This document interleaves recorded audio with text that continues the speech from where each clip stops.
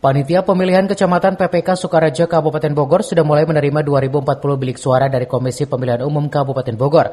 Bilik suara tersebut nantinya akan didistribusikan kembali ke masing-masing panitia pemungutan suara tingkat desa yang ada di Kecamatan Sukaraja. Pendistribusian logistik bilik suara dari Komisi Pemilihan Umum KPU Senin siang telah tiba di gudang Yayasan Darmais, Desa Cimandala, Kecamatan Sukaraja, Kabupaten Bogor.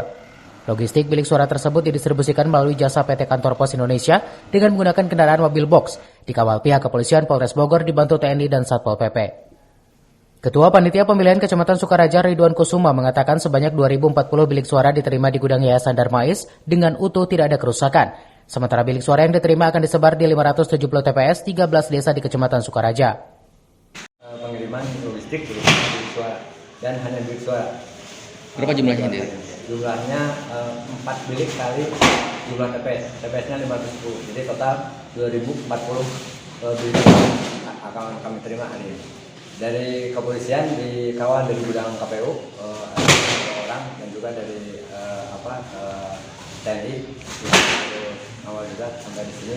Alhamdulillah kendaraan sampai sekarang diturunkan keadaan aman.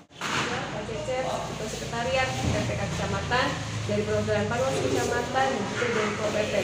Kami hari ini sedang memonitoring kegiatan turunnya logistik pemilu untuk bilik suara. Alhamdulillah sudah sampai bilik suara dari Kabupaten Bogor dan sedang memonitoring untuk Kecamatan Sukaraja sendiri. Gudang pemilunya ada di Yayasan Darmais.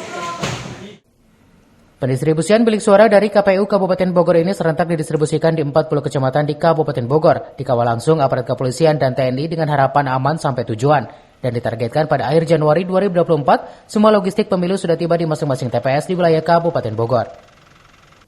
Dari Sukaraja, Kabupaten Bogor, Suhanda Abriji melaporkan.